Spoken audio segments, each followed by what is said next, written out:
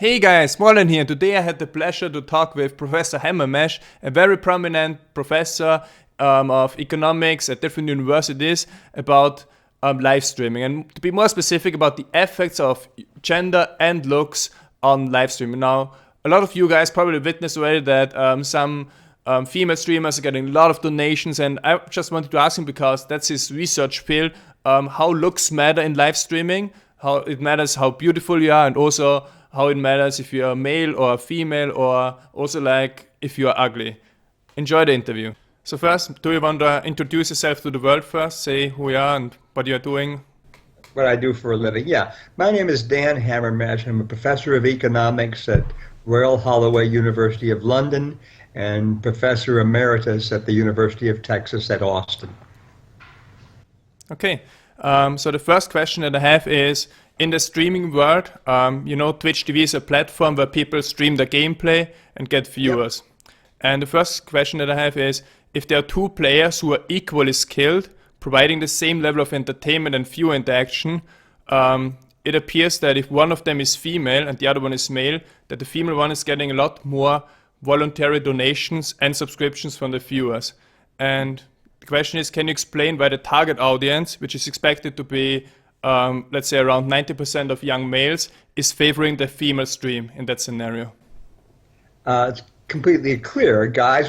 Most guys, heterosexual guys, would rather look at women than men when they're playing these games or doing anything. So that's not surprising to me at all. It'd be really interesting to know, you said when the men and women are equally skilled, how much less skilled a woman would have to be than a man in order to get the same amount of contributions. In other words, what is the price of paying for a woman in terms of her skill? That'd be a really neat question to do research on. From my own experience, it's a very high price, I would say. Because, for example, let's say, even if a male stream has, for example, 2,000 viewers, a female streamer with 500 viewers could make probably around the same amount of money. Okay, that's really interesting. In a sense, you can see what I'm getting at. You're essentially getting a price for this really non-central, non-productive characteristic, namely being a female. So I'm sure there's some price at which the guys would say the heck with it. If the woman is such a bad gamer, they're not going to pay for it no matter what. That's true. Well, then the next question is, if there are two female streamers now, and they're again both equally skilled, providing the same level of entertainment and viewer interaction, so pretty much the same quality of the stream, and then one of those female streamers decides to show more cleavage on stream or use special makeup, make her extra pretty for the stream, extra work on hair, you get the idea. She also seems to get more viewers and donations than the other female streamer. And why is that so? Well, first of all, I don't think it's the hair or the makeup or not even the cleavage. It's rather, is the one woman better looking than the other woman? I think that's the crucial question. I bet that's the thing that causes her to get more contributions than the other less good looking woman. This is not surprising at all. A, most men would rather look at women than men, and B, most men would rather look at a good-looking woman than a bad-looking woman. So this is absolutely not surprising. We have a preference in all our activities for beauty. I think the neat thing would be to ask, how much better looking does a woman have to be in order to offset her worse skills as a gamer compared to the less good looking woman? Again, it's a question, what's the price in this case? What's the price of beauty? That's true. And another question is that streaming is a market of perfect competition. It's easy to enter. There's thousands of different streamers or broadcasters. And as we said before, some female streamers tend to use their looks to get an advantage in this market. And is that a good thing for the platform Twitch TV that always markets themselves as #1 platform for gaming? Or do you think that looks have too big of an impact?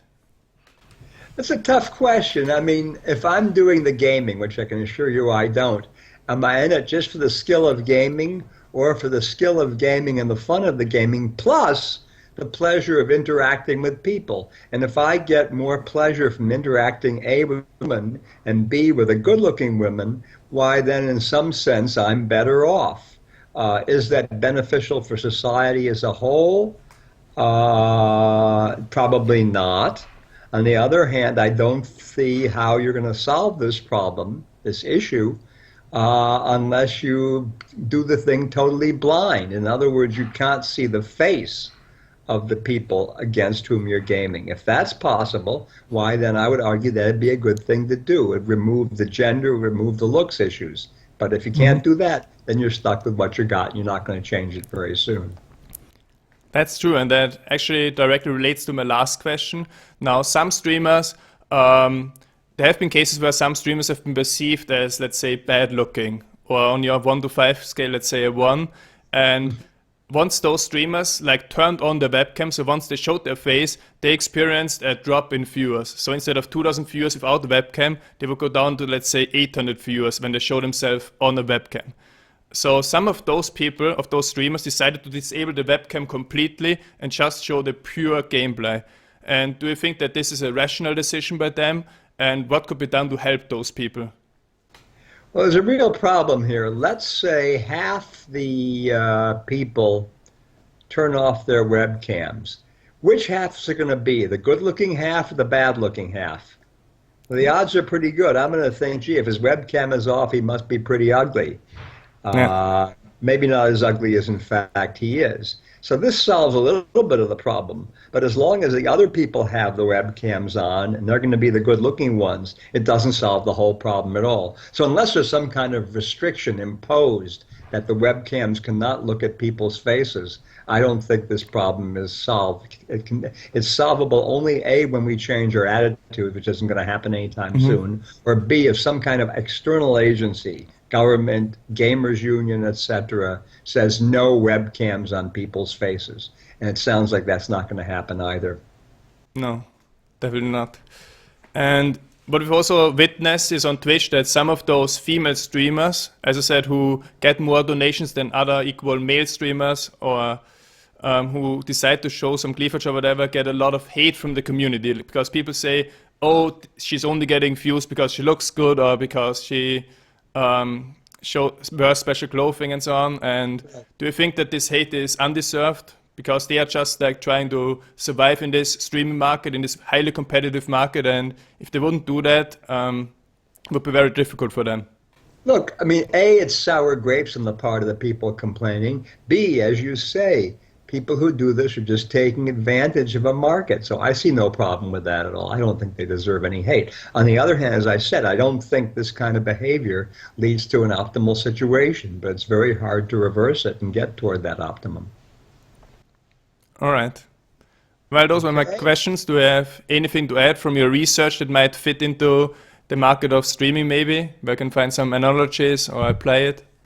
Oh, I think the market is exactly analogous to the real world market, in the sense that people are willing to pay for looks, and especially looks of women, since women are scarce. It's not like the real world where half the people are male. So I think it's a very nice analog to the real world, and it presents all the same issues and problems and difficulties as does discrimination in the real world. So I think it's a very, very cute little mirror of what goes on in the larger society. It's sort of fun to think about. Okay, that's pretty much it. Thank you a lot for your time and answering the questions. Really good to see insight from someone who's so experienced in that field of the effects of beauty or looks of people. And yeah. You take care and good luck for the holiday season, okay? Thank you. Sure, take care. Bye-bye. Bye.